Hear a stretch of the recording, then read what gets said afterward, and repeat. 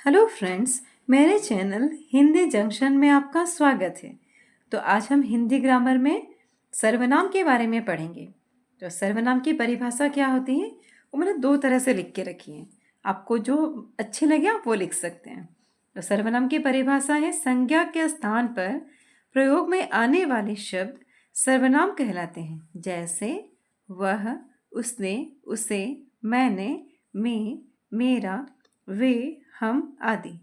और एक परिभाषा मैंने लिखी है जो शब्द संज्ञा के स्थान पर प्रयोग में लाए जाते हैं उन्हें सर्वनाम कहते हैं। फिर से सुनिए, जो शब्द संज्ञा के स्थान पर प्रयोग में लाए जाते हैं उन्हें सर्वनाम कहते हैं। अब सर्वनाम के कितने भेद है वो हम पढ़ते हैं।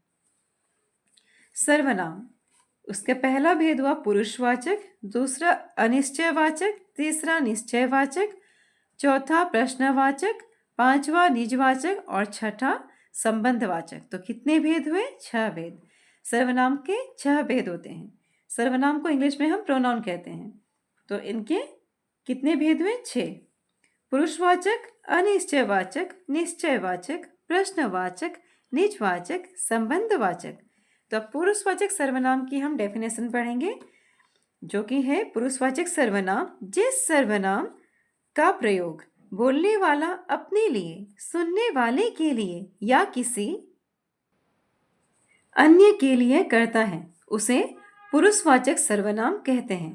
फॉर एग्जाम्पल, तू, तुम, आप, मैं, हम, वह, वे, यह, ये। अब सुनिए, कुछ मैंने आपको समझाने के लिए लिखा है। जैसे कि बोलने वाला, मैंने अभी आपको कहा था बोलने वाला अपने लिए, सुनने वाले के लिए और अन्य के लिए। तो उसके एग्जाम्पल है बोलने वाला, जैसे मैं बाजार जाऊंगी, ये खुद के लिए बोले मैं बाजार जाऊंगी। सुनने वाले के लिए, जैसे आप किसी को कह रहे हैं तू पुस्तक पढ़, तो ये हो गया सुनने वाले के लिए। अन्य के लिए वह चला गया, जैसे आप किसी के बारे में कह रहे वह चला गया, वह आ रहा है, तो ये हो गया अन्य के लिए। अब एक और एग्जाम्पल लेते हैं, हम सैर कर रहे हैं, ये बोलने वाला अपने लिए कर रहा है, कह रहा है। सुनने वाला, तुम चित्र बनाओ, हम जिसे कह रहे हैं वो सुन रहा है ना, तुम चित्र बनाओ। अन्य हो गया उसे भी बुला लो। तो ये एग्जाम्पल हो गए पुरुषवाचक सर्वनाम की। अब दूसरा हम पढ़ते हैं निश्चयवाचक सर्वनाम, जिसके एग्जाम्पल है जैसे कि यह, ये, वह, वे। ये आपको जहां भी सेंटेंस में दिखे, जिस वाक्य में आपको दिखे यह, ये, वह, वे, तो आप समझ जाइए कि यह निश्चयवाचक सर्वनाम है। आगे पढ़ते हैं, जिस सर्वनाम का प्रयोग किसी निश्चित वस्तु या व्यक्ति की ओर संकेत करने के लिए किया जाता है उसे निश्चयवाचक सर्वनाम कहते हैं। जैसे यह मेरी पुस्तक है, यहाँ निश्चित हो रहा है कि पुस्तक मेरी ही है। उसे बुलाओ, मैंने परफेक्टली किसी एक के लिए बोला है कि उसे ही बुलाओ। फिर वह मोहन है, जैसे आपने कहा कि हाँ वही व्यक्ति है जो मोहन है, तो हमें निश्चित जानकारी मिल रही है कि ये पुस्तक मेरी है। हमने लोग को संकेत करके बोला, किसी व्यक्ति को संकेत करके बोला कि उसे बुलाओ। अब हमने किसी को संकेत करके फिर कहा कि वह मोहन है, रोहन है या इत्यादि जो भी नाम है। तो हमें निश्चित जब पता चल रहा है सेंटेंस से, उसे क्या कहते हैं? निश्चयवाचक सर्वनाम। और आप ऐसे भी पहचान सकते हैं, जब यह, ये, वह, वे आता है तो वो निश्चयवाचक सर्वनाम है। अब तीसरा है अनिश्चयवाचक सर्वनाम, जिस सर्वनाम से किसी निश्चित प्राणी या वस्तु का बोध न हो। फिर से सुनिए, जिस सर्वनाम से किसी निश्चित प्राणी या वस्तु का बोध न हो उसे अनिश्चयवाचक सर्वनाम कहा जाता है, जैसे कोई, कुछ, क्या आदि। अब देखिए सेंटेंस में कोई आया है, अब कौन आया हमें नहीं पता, क्योंकि यहाँ को निश्चित नहीं है कि कौन आया है। तो यहाँ क्या लिखा? कोई, इसका मतलब यह अनिश्चित है, इसलिए इसे हम क्या कहेंगे? अनिश्चयवाचक सर्वनाम। दाल में कुछ पड़ गया है, अब दाल में क्या पड़ा है वो हमें पता नहीं, अगर वो हमें पता होता तो वो होता निश्चितवाचक सर्वनाम। अब हमें कुछ पता नहीं, इसलिए हमने क्या कहा? दाल में कुछ पड़ गया है, इसका मतलब वो है अनिश्चयवाचक सर्वनाम। प्रश्नवाचक सर्वनाम, इसमें क्या आते हैं? क्या, कहाँ, किधर, कौन। अब देखिएगा, जिस भी वाक्य में आपको ये लिखा रहे क्या, कहाँ, किधर, कौन, तो आप समझ जाइए वो प्रश्नवाचक सर्वनाम ही होगा। अब इसकी परिभाषा पढ़ते हैं। जिस सर्वनाम शब्द का प्रयोग प्रश्न पूछने के लिए अथवा कुछ जानने के लिए किया जाता है उसे प्रश्नवाचक सर्वनाम कहते हैं।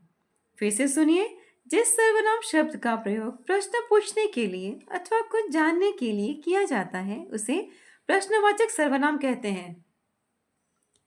अब आपको इम्पोर्टेंट बताना चाहूंगी, हर प्रश्नवाचक शब्द सर्वनाम नहीं होता। केवल वही शब्द प्रश्नवाचक सर्वनाम होते हैं जिनका उत्तर संज्ञा या सर्वनाम में मिलता है। हर प्रश्नवाचक शब्द सर्वनाम नहीं होता। ध्यान से सुनिएगा, केवल वही शब्द प्रश्नवाचक सर्वनाम होते हैं जिनका उत्तर संज्ञा या सर्वनाम में मिलता है। जैसे इस थैले में क्या है, दरवाजे पर कौन खड़ा है, तो ये क्या हो गए प्रश्नवाचक सर्वनाम। अब हम पढ़ेंगे 5वां, जो है संबंधवाचक सर्वनाम। जिस सर्वनाम शब्दों का प्रयोग संबंध बताने के लिए किया जाता है उन्हें संबंधवाचक सर्वनाम कहते हैं। जैसे जैसा करोगे वैसा भरोगे। यहाँ आपने देखा जैसा और वैसा, ये किसको दिखा रहा है, संबंध को। जैसा करोगे वैसा भरोगे, ये जो जैसा करोगे ये किससे रिलेटेड है, वैसा भरोगे, तो ये दोनों एक दूसरे से रिलेटेड है, तो इसे हम क्या बोलेंगे, संबंधवाचक सर्वनाम। एक और एग्जाम्पल लेते हैं, जो सोता है सो खोता है। एक और एग्जाम्पल लेते हैं, जो परिश्रम करेगा वो सफल होगा। हम कहते हैं ना, बहुत बार आपने सुना भी होगा कि हम कहते हैं कि बच्चों परिश्रम करो तो सफल होगे, तो जो परिश्रम करेगा वो सफल होगा। अब हम पढ़ते हैं 6, जो है निजवाचक सर्वनाम। जिन सर्वनाम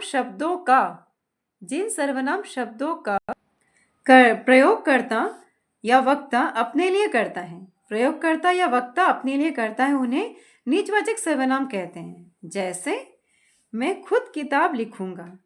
यहाँ परफेक्टली आपको पता चल रहा है कि खुद के लिए बोला जा रहा है। मैं खुद किताब लिखूंगा, तो ये हो गया निजवाचक सर्वनाम। वह अपने आप ही चला गया। अपने आप, ये क्या हो गया, निजवाचक सर्वनाम। उसे किसी का साथ नहीं लिया जाने के लिए, वो अपने आप ही चला गया। अपना काम स्वयं करना चाहिए। यहाँ स्वयं क्या हो गया, निजवाचक सर्वनाम। तो अब हम पढ़ते हैं कि ये जो सर्वनाम मैंने आपको भी बताए हैं सर्वनाम के भेद, इनको इंग्लिश में क्या कहते हैं। तो पहला है पुरुषवाचक सर्वनाम, उसे इंग्लिश में कहते हैं पर्सनल प्रोनाउन। दूसरा है निजवाचक सर्वनाम, इसे इंग्लिश में कहते हैं रिफ्लेक्सिव प्रोनाउन। तीसरा है निश्चयवाचक सर्वनाम, जिसे इंग्लिश में कहते हैं डेमोन्स्ट्रेटिव प्रोनाउन। चौथा है अनिश्चयवाचक सर्वनाम, जिसे इंग्लिश में कहते हैं इनडेफिनिट प्रोनाउन। पांचवा है प्रश्नवाचक सर्वनाम, जिसे इंग्लिश में कहते हैं इंटरोगेटिव प्रोनाउन। छठा है संबंधवाचक सर्वनाम, जिसे इंग्लिश में कहते हैं रिलेटिव प्रोनाउन। तो दोस्तों, आज आपको सर्वनाम के बारे में जानकारी मिली। आपको कैसा लगा आप मुझे कमेंट सेक्शन में ज़रूर बताइएगा। और आपको सर्वनाम के बारे में या व्याकरण के किसी भी टॉपिक के बारे में जानना हो तो आप मुझे कमेंट करके ज़रूर बताइएगा। मैं आपको निश्चित ही पूरी तैयारी, पूरी कोशिश के साथ उसे बताऊंगी। और आप मेरे चैनल को लाइक, सब्सक्राइब और शेयर ज़रूर कीजिएगा। Thank you so much.